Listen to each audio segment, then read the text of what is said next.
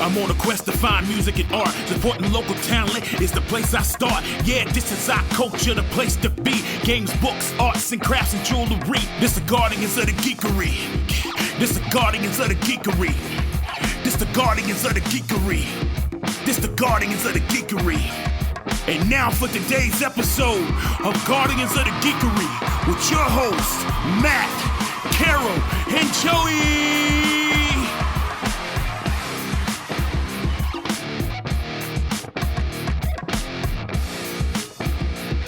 All right, awesome. Hey, Guardians of the Geekery coming back at you, a special Geekery Market edition with Angels Mystical Artifacts.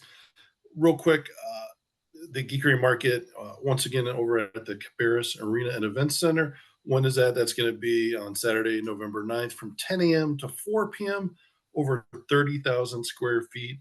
If it's been a little while since you've been out to one of our markets, we're about 6 times larger now. So the huge aisleways, you can fit strollers, wheelchairs, whatever it is you need to get down there. We could probably set up bowling, but we don't want to hit our patrons. No. And we have plenty of parking spaces, over 2,000 parking spaces, so that's changed as well. It's just so much room for you. Once you just pull in.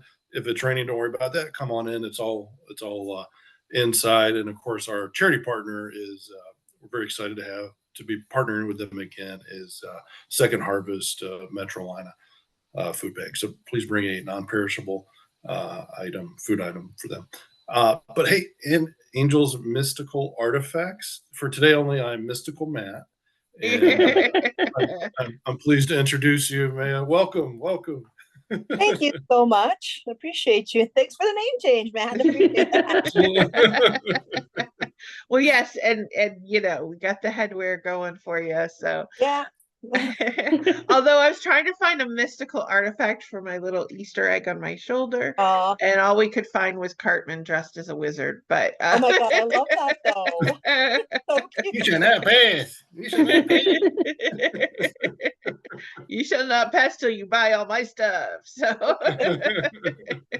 So this is not your first time at the Geekery Market, but it is your first time at the new space. Yes, so. I'm very excited about the new space. I saw pictures. Unfortunately, couldn't make last year's November market, but I saw pictures. I'm like, oh my god, it is huge. Yes, so yes, excited about very that. Much. So for people not familiar with your shop, tell us a little bit about some of the stuff that you have and what you're going to be bringing. Yeah, I actually have show and tell. I have something. Yes. Yay!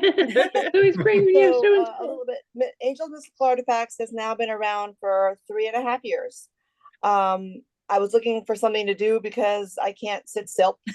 I used to make candle gifts, and so I started with candles as my original business model. I'll show you some of those soon, but it expanded, and it's now more of like a portable metaphysical shop where you can buy crystals. I have some decks, I have candles, I make crystal decorations that you can put in your home. I also sell some crystals, but they're more of the shapes like butterflies and fairies and things of that nature. But I also make things with crystals. So I'll show you one of the things we have. This is a crystal infused mirror. Ooh. Yeah, this one has this. And this is a small one that is going to have, and this is also going to come in a fairy mirror. I'll show you the large fairy mirror, so you'll see it in a second. So this is one of the items we'll have, and I try to make it, shiny, and I like shiny. But we'll also have this, which is one of our new products. It's a fairy mirror. But wait, nice. This one, if I can get my nail to not get in the way, this one lights up. You can't really see the light because of the yeah. There you go. There you go. Oh, yeah, that's cool. Yeah. So this is a little like mushroom. It's a little fairyland mirror, and this is going to come in large. And both of these are going to come in crystal infused. Are going to come in large and small, and so are the fairies. Nice. I could see our podcast in the fairy dimension. I know. I feel like Alice in Wonderland. So these are the 2 newest products we have, but we also have some of our crystal infused chalkboards for people to, put manifestations or to-do lists or and they have crystals and stuff in here. So that's, and it will come with a chalkboard pen, so you don't have to go out and look for one. Nice. That's awesome. Thank Yeah. you. Thank you. Right. But like I said, I started with candles, so I have my babies with me. This one is my limited edition spring candle. So it's got crystals in it, some herbs, all the intentions to set spring, because spring is time of renewal, rejuvenation, and rebirth. So we have that.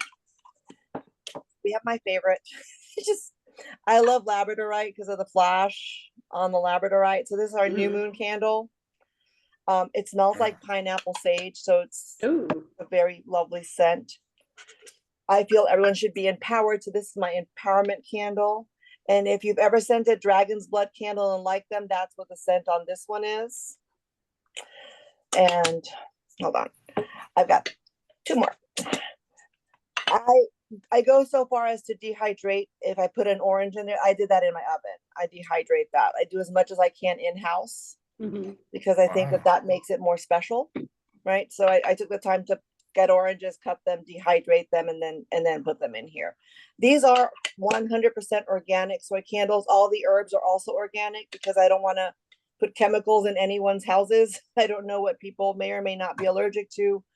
You get a sheet of paper that explains what's in every candle in case you have allergies. I don't want anyone to have a reaction to my candles. So usually you'll get, a sheet of paper that tells you what's in it before you buy it. And I'll be like, are you okay with the ingredients in the candle? So I don't, give you an allergic reaction to something. And this is my abundance candle. That's a piece of square pyrite in there. Oh, cool. Yeah, that's nice flash. Yeah. I've never seen square pyrite. So when I saw it, when I went to the gem show, I'm like, oh my God, I need that in my life. And finally, this is our protection candle, which has a chunk of carnelian in there. And this one's a Palo Santo scented candle. It's really nice. But about how long do those candles burn? About 25 to 30 hours. So they burn for a nice good time. It just depends. I always recommend with any candle, not just mine, if it's in a container, any container candle, one, you have to cut the wick to 1/4 of an inch, because if the wick is too tall, it won't burn the right amount of time. Once you cut the wick, you should turn it on, blow it out, and then turn it on permanently and let it run to a full melt one time, so it melts all around. And that'll make your candles, any container candle, last longer. So that's good. Some advice from doing this for a while and kind of practicing and experimenting and trying to see how long candles would burn. And I read that advice on a candle making site. I'm like, let me try that. I'm like, oh wow, that does make a difference. So I always recommend that to my clients before they go to do that. That makes their candle last more on the 30-hour side versus the 25-hour side. But I have something that I'm extremely excited to share. I published two journals. I debuted this one on my personal page recently. It's a gratitude journal. This is this was my proof copy. I'm getting the copies without that funky line in there coming soon.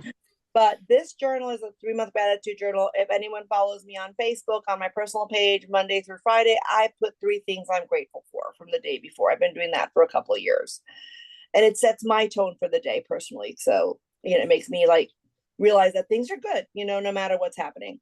So I decided to create a journal for people that are not going to put their gratitude out on the internet. Not everyone wants to share their life like that. So this journal has, let me open the pages.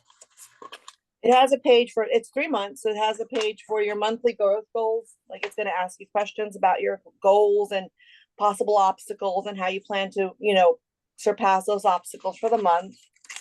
And it's going to have a page for your favorite affirmations that you want to use for that month.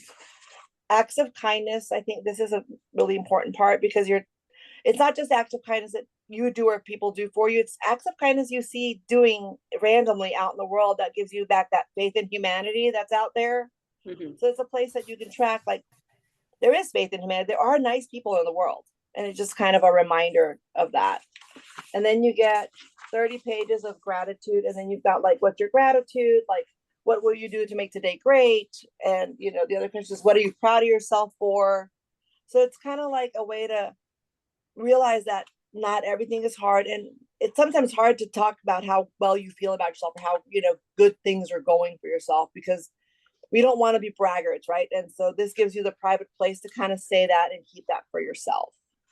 So I created this because I felt not everyone's going to go out there and, do what I do. I do it for accountability purposes, but I figured somebody might want to be able to use a journal to do so. So I took some time and put that together. It'll be available for pre-order. It'll be available on my website in the next website drop, which will be coming in about 2 weeks, because I don't have the books yet. So if they order them on the website, I won't have them to ship out till next week. So, and if anyone wants to pre-order these, they can absolutely do so. They can contact me directly. They can contact me through my Facebook page, and I will have these at the show.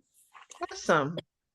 This one, I have not actually, those journals are actually really great, because you're going to have days later on where you're just down, right, and nothing seems to be going right. And it's always great to pull out a gratitude journal and say, oh yeah, that was really nice. there are 3 nice months things. is a little bit more doable for people. Yeah. Than like a whole year, because then once you've missed a few days, you feel daunted and you're like, oh, I'll never catch up. Yeah. But if you only are doing 3 months at a time, you could do 4 of those journals a year and just be able to look back at each of them. So I think that's a great amount of time too. So yeah. I was going to do 1 month, that seemed too short, and a year seemed daunting for this kind of journal. So I'm like, 3 months. It's a good amount of time. Yeah, I thought the same thing. But this next journal, I haven't even shown on the internet yet. This is, I was doing a series on my Facebook page about the moon cycles, because I work with the moon cycles a lot. And at the end of that, I was going to debut my moon journal. Oh, nice. Yeah, this one is a 12-month moon journal. So you can journal through the year about the moon cycles, but it has a lot more information about, hold on. The pages are not cooperating.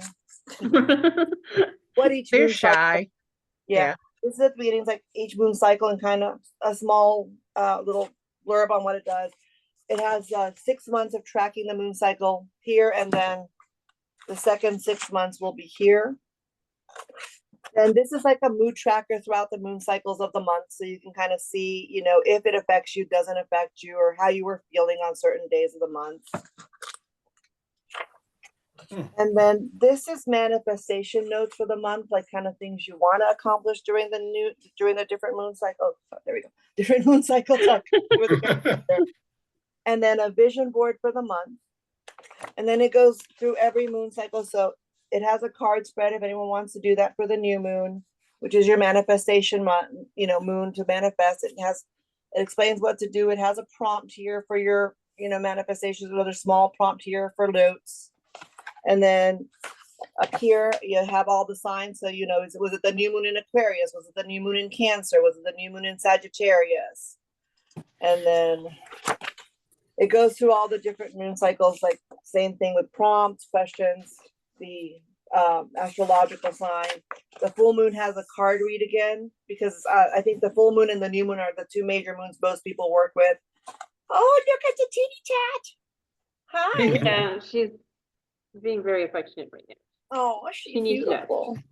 And so this ends up, and then it starts over again at the month, every month. So it's a full year journal for your new moon manifestations and things of that nature, and helps you kind of track, because it's not manifesting. It's also, hey, where are you in your, you manifest something, you do the work too, right? You don't sit down and go, I want $1 million. And just like, where is it? Yeah. It also kind of holds you accountable within the different cycles, going, okay, what steps have you taken? Where are you at? What obstacles are you having? So it's kind of a work through to accomplish your goals throughout the month. So I do this personally, and I was doing it like on a piece of paper, writing things down. And I'm like, I think I need something a little more formal. So I created these sheets, and then I'm like, I like this. And one of my said, what is that? And I said, oh, it's my little, stapled piece of paper together. She goes, why don't you make a journal? That's awesome. And I'm like, no one's gonna want this. She goes, I want one.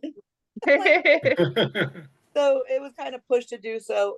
I created this journal so that people like me that like to kind of track their goals and things of that nature, and have accountability to themselves of some nature. And, like you get to ask the questions and answer the questions they ask you. So what have you done to, make this happen?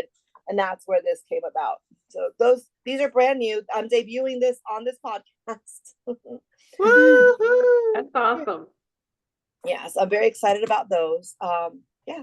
So this is kind of what the shop has. But I'm also doing readings. So I'll have the shop on one side, and there'll be a small part where I've been reading for about 30 years now. I've been doing that for about 31 years. Yikes, I'm old. Yeah, I know. I feel that sometimes. Look at your audience. We're right there with you. Yeah. Gen X, baby. Gen X, the best generation. But yes, I'll also be doing readings on one side. My husband will be doing sales when I'm doing readings, and I've been doing that, like I said, for about 30 years. I started reading cigarettes. Really? Yes. I'm from Bolivia, South America, and that's one of the traditional ways cigars, cigarettes, or smoke was read. And I was I had no idea that I could do that. And my friend is smoking her cigarette, and I'm like, hey, this, and this. And she's like, what? I'm like, yeah, this. And she goes, where do you see that? I'm like, it's right there. To me, it was very obvious. And what I told her kind of happened 2 or 3 days later, and she called me. She's like, oh my God, that was scary. I'm like, I don't know. I'm sorry. And that it became, when I was in college, it became my little side business in college to do readings. Like I said, I've been doing 30 years. I quit smoking, and most people, thank goodness, also did as well. And so at that point, I had to find a different venue to do readings. Tried tarot, never connected with tarot decks. My spicy brain just could not do all the rules behind tarot in my brain. Because it's like, this card means this, and I'm like, my brain's like, man, we are not going to remember all of that. And if it's reversed, it means this. Yeah, exactly. And if it's sideways, my brain was like, ma'am, no. So I found Oracle decks, and I love Oracle decks. Like, I connect with them. I've been reading with them now for about 8 or 9 years, because I quit smoking in 2013. Because it was just killing me, obviously. But I started finding Oracle decks, and I started doing readings with those, and I connected. However, recently I've connected with a whole different way of reading, and I'll bring it out. This is my Geekery, my little bag that from Bolivia, and this is to protect what's in here from any evil. It's a protection bag for my charms. So I'm doing what it had. I'm sure you've heard of charm readings or casting charms. Mm-hmm. Yeah. Yeah. So I'll bring some of the charms out in my hand, so like I have different little charms. With each charm has a different meaning. So this would be like a rebirth or a moving forward in something. This would be growth. So I have you cast the charms, and the charms tell more of a story of what's going on in your life and where you need to head next, and kind of gives you guidance. And that is combined. Do you have questions? Sorry, I get excited and I forget. No, you're fine. Keep going. And then that is combined with the reading of these dice. These dice have this one has all the houses from the 1st to the 12th house. This has all of the different extra symbols, like the planetary symbols and moons and things of that nature. This has all the elements on it. This is numbers 1 through 8, so numerology. This has all the moon phases, and this has all the astrological signs. So as you throw that, each one together has completes the story cast with the charms, and kind of clarifies anything that the charms did not. So I'll be doing these at the Geekery Market. So when you say Oracle deck, it's really the runes and the dice. No, there's a deck. There's a deck as well. Okay. Yeah, I have cards. So I give people the choice, do you want the cards or do you want charm readings? I do readings monthly. So in August, the last Friday and the last Sunday of August, I will be doing readings. One is at the North Main Kava Bar in Lowell. It's the last Friday, and the last Sunday I do readings at the Hippity Hop Novelty Shop in Belmont. Oh, and that's wow. every month. Oh, Wow. And so I give my clients the choice of, would you like cards or would you like charms? And then, we go with whatever they feel they need for that reading. And then if they choose cards, I have like 8 or 9 decks for them to actually choose from. That whatever connects with them. With Oracle, I like that the Oracle decks are not alike at all. Each deck is different. The meaning of Sagittarius in one deck could be one thing, in another deck it's completely different, which is why I let the client choose their deck, and we go from there for their reading, because that's what deck they connected with.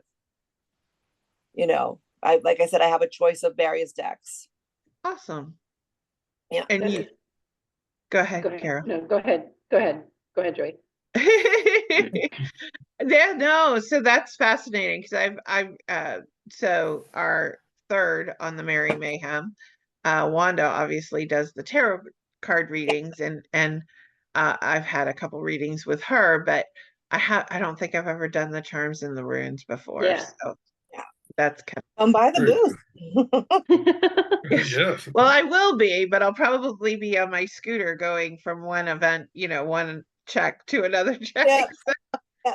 Reach out. Fortunately, the event is fairly smooth. We Yeah. only had a couple, we had the only big challenge last year was the fact that right before the event happened out on the highway, there was an electrical pole that fell down. no. And so a bunch of people got backed up. So it was trying Uh, to, some people were like, we're on our way, but we're not going to be there before 9:30. And then some people were like, no. we're turning around and going home. So it was more that stuff. But That a was lot of definitely mayhem. yes, it was. Yes, it was. And so the fact that the event still had such a nice crowd to it was great. But yeah, there was definitely some people that when they got there, we were so thankful for the large parking spaces and the wider aisles because people could breathe. And Right. people kind of came in stressed, because they were like Yeah. trying to get there. And I know you were at the February one where we were packed wall to wall, and this was definitely a little more breath. Yeah. You could breathe a little bit. Yeah. We So got to know our neighbors really well in February. Yeah. yes. Nice. You'll Yeah, have but a it nice is. you'll have a nice area now to Yeah. to kind of Yeah, I spread out have a little bit more. 8-foot tables so that Yeah. the shop is going to be on 12 feet, and I'm going to do 4 feet for the reading, just so we have a little privacy for the reader, for the client. Yeah. Yeah. And you will find that you've got some space. So that helps a lot. So and so when did you start? You said you started Angel's Mystical Shop like 3.5 years ago, but I know that you Yeah. also help out with some monthly pop-up events that happen in different Yeah. areas. So So when I lived in Bolivia, I had my own event and catering company for about 4 years. And I did that while I was full-time in college because, again, can't sit still. And so when I moved here and I started doing the pop-up event, I struggle. When I came here and started doing the pop-up events, I would, like meet the vendors and like get to know them, and we become friends. And so whenever another market needed vendors, I just call my vendor friends and say, hey, there's a market, come on over. And I got to know some of the people organizing vendor events. So I worked, with them to help them organize the events more and more. I do my own personal event every quarter. So the next one's coming up in September. I just have to confirm the date with a venue because, I can't just decide on a date without talking to them. And my Yeah. contact went on vacation. I'm like, lady, I need dates. And so I do that seasonal. I do a spring, summer, fall, winter market event. I don't have the bandwidth for more than that. But I do help North Main Kava Bar with their monthly events. I help Artsy Fartsy Crafts. They have a vendor group that I help, also hook up with events. And my goal is actually, because some vendors don't know that there are events out there, like, so how many events there are, and don't know how to start sometimes, and kind of like, where do I go? What do I do?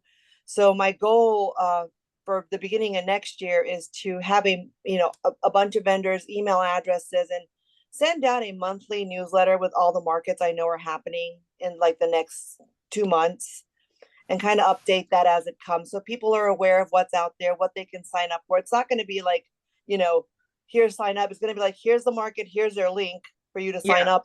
Here's Yeah. a market, here's a link, like, just kind of offering the information. Because as a vendor, sometimes I don't know what I have and don't have available to me. And it's been like a struggle when I first started to find pop-up markets here. Because when I lived in Virginia, I had a, group of people that were markets, and that I only did readings back then. So now that I'm here, I can, help other vendors start up. And I've had a couple of new vendors that have come up to me because, they saw, and they're like, hey, Maya, do you know any markets I can do? And I'm like, yeah, here's a list. And that's when that came up. I'm like, what would I want as a new vendor? Like a mailing list that tells me what markets are available to go to that month, where they are, what kind of market is it? Is it like an artisan only market? Is it a mixed market? I'm a big fan of artisan only markets because that promotes small business. It promotes, people making their own things. And we need to do that more. We need to, really support people that are making their own crafts, making their own way out there. And I got trapped in the MLM world at one point in my life, and I'm very happy that I am no longer doing that. And I know people are very successful at that, but that was just not the world for me. I'm too creative for that. Yeah. And it is interesting because for an event like ours, we're opening our events in November, we open applications in January, February each year. And people are like, they'll come to me in August and say, do you have any space available? And we're like, we were sold out 2 months ago, and it's tough because if they don't know that it's out there, they don't know to apply.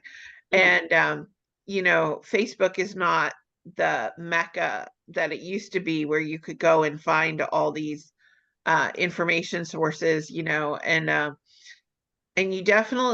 you find that good people know good people, so you can kind of pre-vet it. But that's the biggest thing, is people want to know, is this really an artisan only event, or are they saying that? What kind of turnout did they really have? And it's tough because people ask us every year, how many people come to the Geekery market? And we have to give them a pretty broad estimation, because you could try to count how many people walk in the door, but this isn't. But it's just, unless you were, we would have to, the only way we could keep track of how many people walked in would be to charge ticket prices. And we don't do that. Yeah. Right. Because we want to keep the money in your guys' pocket, not, we ask for the donations and things like that. But, and like our event last year, there were 4 entrances. So, they were supposed to. I can't even monitor them. So, on our best day, we're not going to be able to monitor all of them. And again, it is a free event. Now, we are changing things a little bit so that the flow is that they should be coming in one door, so that we can make sure that we grab their donation for the second harvest when they come in. But there is the Cabarrus Arena and Events Center actually has 3 large buildings on the property. They have the actual arena, they have the event center, which we have the front half at 30,000 square feet. So let that blow your mind.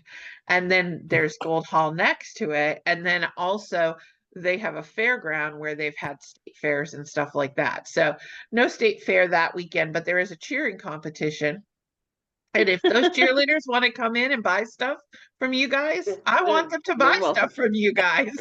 So, but it's a side door. So there will be people coming in. So as much as we would like for all of them to come in the front door, I would rather have them come in and buy stuff from you than sit there with a clicker and try to count them all. And our goal is for them to come in and out and be there all day. And there are some people that will spend all 6 hours at our event. And that's what we want them to feel free to do. So so it's like, we can tell them, we know that we had X amount of cars parked, or we know that we estimate 1,000 to 2,000 people coming through. But I've also seen it where other people will tell us, when we're going to try to promote the Geekery market, they'll tell us it's a huge event, and we show up and maybe 100 people walk through. and half of those people are underage, so they don't have wallets. So for us, as somebody just trying to get the word out about the market, we're a little more flexible. But for somebody like yourself who's investing in supplies, you're paying for a table, you're maybe hiring a helper, you're conscripting your husband to come with you for the day, and you're having to buy lunch and all that kind of stuff. It's Right. a couple hundred to a couple $1,000 investment to be Right. prepared for an event, and you don't want to go to an event and only have 50 actual buyers walk through. It's Yeah. not going to be beneficial to you. Or at least if you know that, if you know you're going to be a table within a shop or within a brewery, and you know that you're going to get their crowd, but maybe not this huge surplus of crowd, you can plan accordingly, right? Right. So yeah, that's having that network is a great thing. And when you're ready to do that after this event is over, we're happy to help you be part of that. So Awesome. Thank you. yeah, just don't ask it in the next 90 days. I will ask you. I'm not ready to do that either. I will ask in January. Yeah, because Yeah. Carol's already saying, Matt, she's organizing again. She's organizing again. Run. He's like, where's the escape door? But Yeah, my husband would feel you, Matt. yeah. Yeah. He's like, our garage is just full of stuff from past events that we need to go through and purge, but we work on it. We work on it. So I understand. One of the things that I always tell event planners, and you guys do a fabulous job at marketing the actual event so people know about it. right. I've gone to events where, I went as a vendor, but they never did any advertising. Yeah. How are people supposed to come to the event if they don't even know the event exists? Yeah. Yeah. That's the big If thing. they build it, it will come. And Right. and that is not true. It may have worked for Kevin Costner. It does not work now. No. Yeah. So one of the things that I always tell people is when you're pricing an event, like, how do I figure out what the price of the tables are going to be? I Mhm. take the event, I take all the costs, it's not just renting the space. Then you also have to think about any electricity you might need, any Wi-Fi you might need, Mhm. anything if they are charging for tables and chairs, anything like that, they have security maximum, there's all these extra line items on any venue, and you do really need to take that in. And then there's also things like, if you want them to have their concession stand open, they might say you have to sell at least $1,000 worth of concessions, or you Mhm. have to make up the difference. So you have to put all those figures onto a spreadsheet. I'm a spreadsheet maniac. But you have to put all those things onto a spreadsheet, and then you have to sit there and you have to add another 10 or 15% for oopsies, things you Mhm. didn't think about. And then you've got to think about printing the postcards or the flyers or paying for Facebook ads or boosting on social media or all that kind of stuff. We make sure our volunteers that come get free parking, so we have to absorb that cost if the venue doesn't kick in. And we also make sure that we have water on hand, so we have hydrated volunteers. And we also That's make sure that we feed them lunch. And if you're going to give them t-shirts or anything like that, you have to think about all that stuff. And then you have to add like another 15% on top of that for miscellaneous stuff. And then you figure out how many spaces you have, and then you divide it by cost. And so when people complain that, hey, I went to this other event and I only had to pay $25 for the table, and you're charging $100 for the table. Well, the table itself cost me 10 plus the 2 chairs, or 25, depending on the venue, plus the venue space, plus the electricity, plus the Wi-Fi. And you know what? I want to get the word out that you're actually going to be here so people show up. That's exactly. what your $100 is paying for. And honestly, that's a deal. Yeah. Yeah. What I charge when I do the same thing when I, figure out what to charge for my quarterly markets. It's like, okay, my first venue unfortunately went out of business because she had to move out of town. So I'm doing a brewery now. So I'm working with the people there. Firehawk Brew Pub sponsored our summer event, and I'm trying to get with they have a new person now, I think, that's going to be doing the, I'm like, oh boy. Yeah. It's a lovely place. Their food is amazing.